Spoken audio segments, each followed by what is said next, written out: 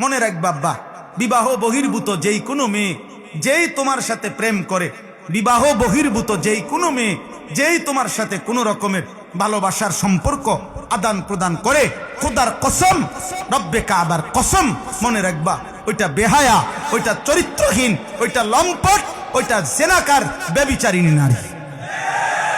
বলে হুজুর, আমারে বলছে এক ছেলে, হুজুর হুজুর ও আজকে 3 বছর সব সময় হিজাব পরে, আমার সাথে ছাড়া পৃথিবীর কারোর সাথে কথা বলেন। সুবহানাল্লাহ। আমনে আমনে আব্দুল কাদের জিলানীর শাস্ত ভাই, আমনে জোনায়েদ বাগদাদির একবারে হুয়া তো ভাই, আমনের লগে কথাগুলি গুণ হয় না। আমনের লগে যে 3 বছর কথাগুলি, এটা গুণ হয় না, এটা গুণা না, গুণা হইব অন্য মানুষের লোক কইলে। আস্তাগফিরুল্লাহ। আমি তখন ওই যুবককে বলছিলাম, যুবক শুনো, 3 বছর ধরে যেই মেয়ে বিবাহ বহির্ভূত তোমার সাথে সম্পর্ক, সে যদি হিজাব না, আমি বললাম আনিসুর রহমান, আমি বললাম সে যদি লেফও গাও দেয়, কম্বলও গাও দেয়, সে যদি লেফ কম্বল গাও দিয়েও থাকে, এরপরও সে বেহায়া বেহায়া বেহায়া, চরিত্রহীন মেয়ে, চরিত্রহীন মেয়ে, চরিত্রহীন মেয়ে। ফাহিয়া জানিয়া, সে ব্যভিচারিণী নারী। আল্লাহ ওয়াদা দিছে, বান্দা আয-জানি লা ইয়ানকিহু ইল্লা জানিয়াতান আও মুশরিকা। আল্লাহ বলছে, ওয়াদা দিছে, ব্যভিচারী পুরুষ বিবাহ করবে না। সে যখনই বিবাহ করবে তো ওই তার বিবাহিত স্ত্রী হবে জানিয়া, আরেকটা ব্যভিচারিণী নারী, আও মুশরিকা, অথবা কোনো মুশরিক বেঈমান নারী।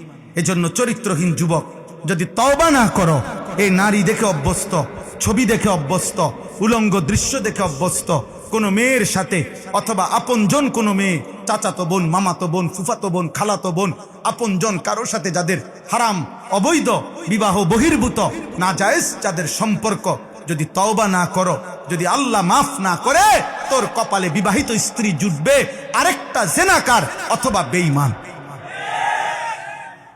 ওয়াজানিয়াতু লা ইয়ানকিহুহা ইল্লা জানিন আও মুশরিক। আল্লাহ বলছে, ব্যভিচারিণী নারী তাকেও বিয়ে করবে না, যেই করবে সে ব্যভিচারী পুরুষ অথবা মুশরিক পুরুষ। ওয়াহুররিমা যালিকা আলাল মুমিনিন। আল্লাহ বলছে, ঈমানদার পুরুষ এবং নারীর জন্য ব্যভিচারী পুরুষ এবং নারী হারাম ঘোষণা হলো, হারাম। আরো শোনো যুবক, ইমাম শাফিঈ রাহমাতুল্লাহ আলাইহি বলছে, ইমাম শাফিঈ স্পষ্ট, আমার শায়েখ আল্লামা মুফতি মুশতাকুন নবী কাসিমি হযরতের পছন্দের একটা কিতাব আছে, আদ-দা ওয়াদ-দাওয়া, ইমাম ইবনুল কাইয়িম আল জাওজি রাহমাতুল্লাহ আলাইহি লিখিত কিতাব আল জওয়াবুল কাফি, এটাও বলা হয় এই কিতাবের নাম, অথবা আদ-দা ওয়াদ-দাওয়া এই কিতাবের নাম, রোগ এবং ঔষধ, মানে আর্থিক রোগ। ওই কিতাবটা হযরতের কাছ থেকে পড়ে আমিও পড়ছিলাম, আমার কাছেও আছে এখন, এই কিতাবের মধ্যে আছে, আমি নিজে পড়ছি।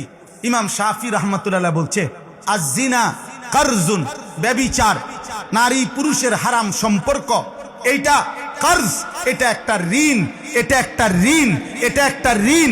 তিনি বলছেন, হে যুবক, যদি কেউ বিবাহ বহির্ভূত জিনা করে থাকো, ব্যভিচার করে থাকো, যদি তওবা না করো, যদি আল্লাহ মাফ না করে, খোদার কসম, ইমাম শাফিঈ পৃথিবীর বিখ্যাত মুজতাহিদ ইমাম, তিনি বলছেন, তাহলে অবশ্যই তোমার পরিবারের কাউকে দিয়ে তোমাকে সেই ঋণ শোধ দিতে হবে, শোধ দিতে হবে, শোধ দিতে হবে।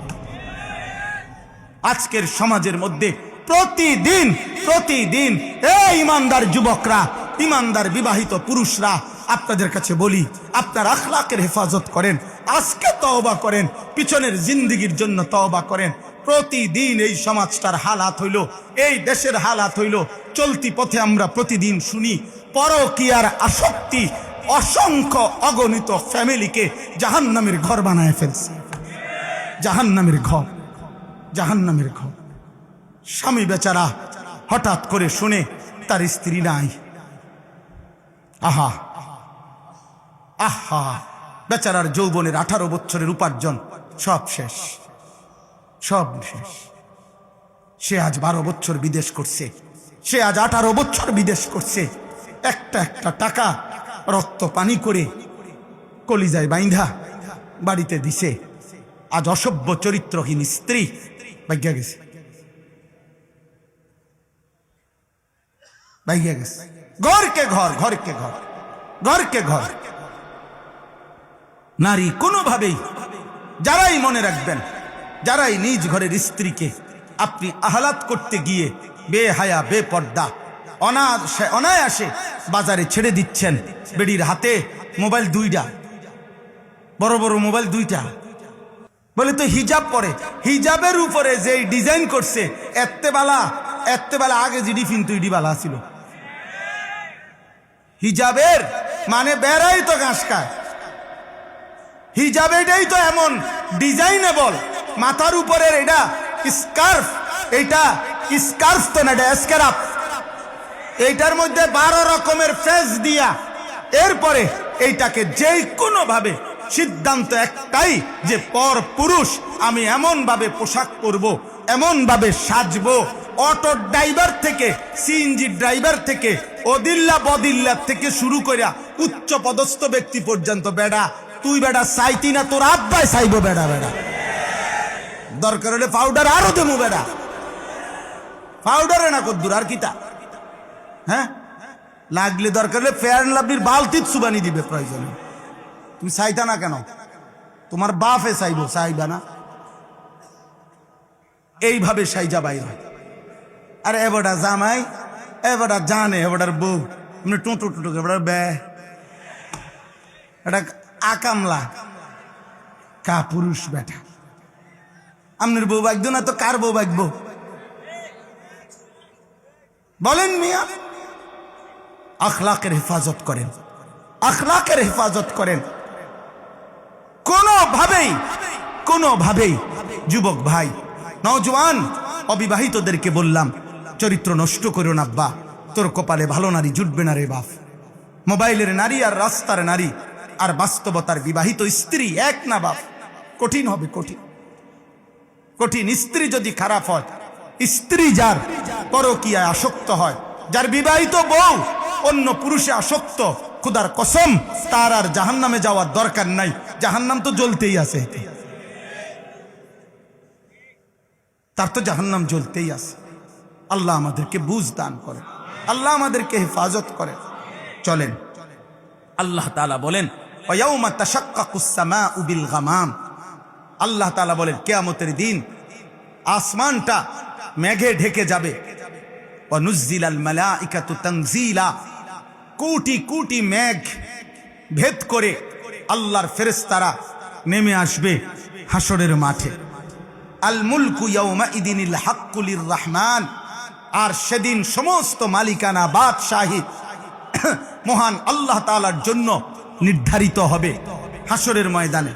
আর একটু নজর দেন, হুজুর আসতেছেন আলহামদুলিল্লাহ, আপনারা আমার কথাটাও শেষ। ওয়া কানা ইয়াউমান আলাল কাফিরিনা আসিরা, আল্লাহ বলেন সেই হাসরের দিন অবিশ্বাসী, নাফরমান, বেঈমান পাপীদের জন্য বড় বেশি কঠিন হবে।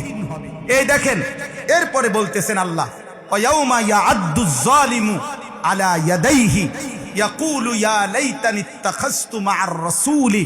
আরে ভাই এদিকে তাকান, বললাম না হুজুরকে নিয়ে আসতেছে, এখানে আসলেই তো দেখবে। তো আল্লাহ তাআলা বলেন,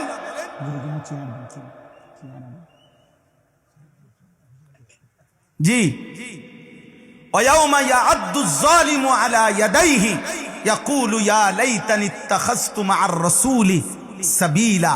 আল্লাহ বলেন সমস্ত পাপী, নাফরমান, আল্লাহর অবাধ্য, আল্লাহর দুশমনরা সেদিন নিজেদের আঙ্গুল, নিজেদের দাঁত দিয়ে এইভাবে কামড়াইয়া ছিঁড়ে ফেলতে চাইবে আফসুসে আফসুসে, আর বলবে হায় আমার আফসুস, আমি যদি রাসূলের পথ ধরতাম।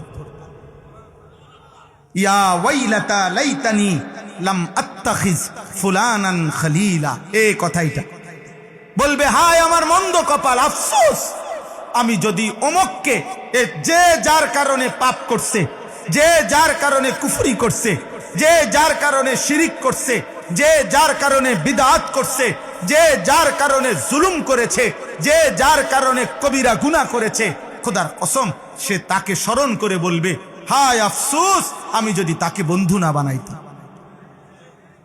লাম আত্তাখিজ ফুলানান খলিলা লাকাদ আদাল্লানি আনিদ যিকরি বাদা ইজ জাআনি। সে বলবে, হায় আমার কাছে তো আল্লাহর পক্ষ থেকে হেদায়েত এসেছিল, নবী তো আসছিলেন, নবীর কিতাব তো আসছিল, আল্লাহর কোরআন তো এসেছিল, আমগো মসজিদে তো আজান হইতো, আমাগো বাড়িতে তো মানুষ মুসলমান ছিল, আমাদের ঘরে তো আল্লাহর কোরআন ছিল, চারিদিকে তো আজান হইতো, তালেবে এলেম ছিল, হাফেজে কোরআন ছিল। সে বলবে, ওই আফসোস করবে, আহা কেন তাকে বন্ধু বানাইলাম, আহা কেন তাকে বন্ধু বানাইলাম। এই নিজের আঙ্গুল দাঁত দিয়া কামড়াইতে থাকবে, ছিঁড়ে ফেলতে চাইবে, আর বলবে আমার কাছে তো হেদায়েত আসছিল, আমার কাছে তো হেদায়েত আসছিল, আমাদের এলাকায় তো আলেম আসছিল, আমাদের এলাকায় মাহফিল হইছিল, আমাগো মসজিদের ইমাম তো বছরে 52 সপ্তাহ জুমার বয়ানে আল্লাহর কথা আখিরাতের কথা বলছিল, আমাগো ঘরে তো কোরআন ছিল, আমাদের মহল্লায় তো আজান হইতো, আমাদের বাড়িতে তো নামাজি মানুষ ছিল, কত দাড়িওয়ালা টুফিওয়ালা মানুষ তো আমি দেখছি, আহা আমি কেন তাদেরকে ধরলাম না, তাদের কথা গ্রহণ করলাম না। আমারে তো ওই বন্ধু নামের দুষ্ট, সে তো আমারে আদাল্লানি, পথভ্রষ্ট করে দিল, পথভ্রষ্ট করে দিল। ওয়াকানা শাইতানু লিল ইনসানি খাজুলা। এই শেষ কথা হলো আল্লাহ বলবেন, আল্লাহ বলেন মনে রেখো প্রত্যেক মানুষের জন্য শয়তান তার পাপ নাফরমানি করার সময় কেটে পড়ে, সরে পড়ে। এ কথার 1 মিনিট কথা হইল, প্রত্যেক পাপীকে শয়তান যখন অসওয়াসা দেয়, তারে সর্বোচ্চ অসওয়াসা দিতে দিতে দিতে দিতে কর কর কর কর, সায়ালা কিচ্ছুই তো না, তুই শুধু সামান্য না আসে না দেখবি, মানুষে এত কত মারাত্মক দেখে বেটা। হ্যাঁ বেটা, মাত্র 10,000 টাকা সুদ, লাখ লাখ টাকা সুদ খাইয়া গিলা লাইতে আছে বেটা, করবি না বেটা, এটা কিছে বেটা, কত হুজুরও আছে বেটা উল্টা পাল্টা, এই মনে করেন একটা মানে বলে দিল আর কি, বিভিন্ন রকমের ওয়াসওয়াসা দিয়ে।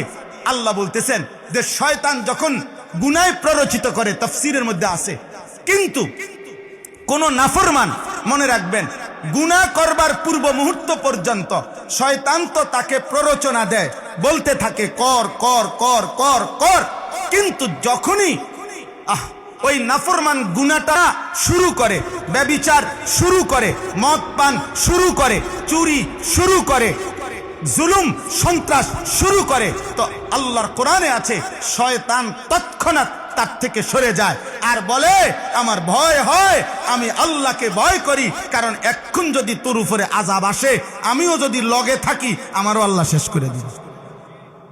কামাসালিশ শাইতানি ইজ ক্বালা লিল ইনসানি কফুর ফালাম্মা কাফারা ক্বালা ইন্নী বারীউম মিনকা ইন্নী আখাফুল্লাহ রাব্বাল আলামিন। এবার বুঝছেন শয়তান কেমন শয়তান? এদিকে ছোটখাটো হারামি, তুই তো এই সময় আমার দিয়ে এতটি কাম করাই অহন সরে গেলা, এখন আমি আল্লাহরে ভয় পাই, তো তুই আগে কইলা না আমারে, তাহলে আমি এত বড় মিছা কথাটা না বলতাম। এই বুঝছেন, এই জন্য আল্লাহ বলছে শয়তান প্রত্যেক মানুষকে অপরাধের মুহূর্তে কেটে পড়ে।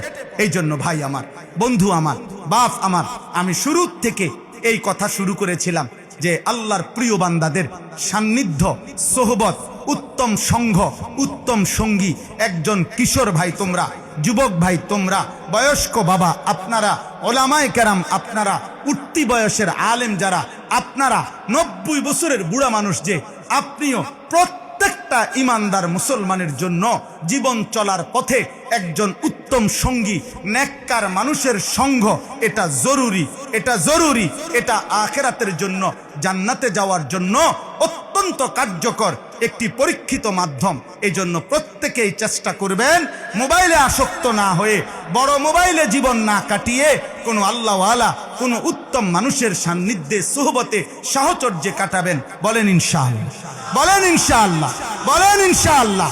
যুবক ভাই বলো ইনশাআল্লাহ। আল্লাহ আমাদেরকে তৌফিক দান করেন, আমাদের মঞ্চ আলোকিত করে আমাদের যেই মহান মানুষ আমাদের সামনে এসে আসন গ্রহণ করলেন, তিনি আমাদের কায়েদ, তিনি আমাদের সাহস, তিনি আমাদের অহংকার, তিনি আমাদের আলোর মিনার, তিনি আমাদের চেতনার প্রতীক।